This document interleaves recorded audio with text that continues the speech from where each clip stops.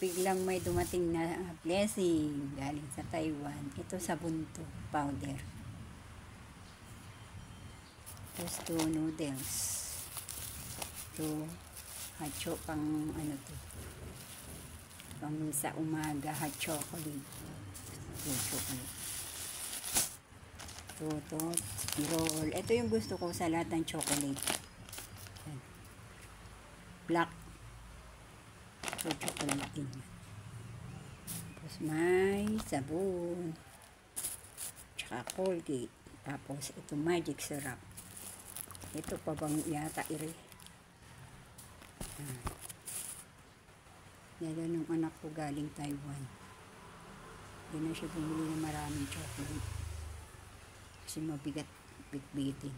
Ayan. Thank you Lord sa nagbigay. Lalo mo po siya pagpalain.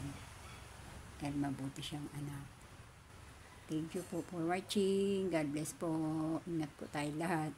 Saan man tayo dako ng mundo na roroon.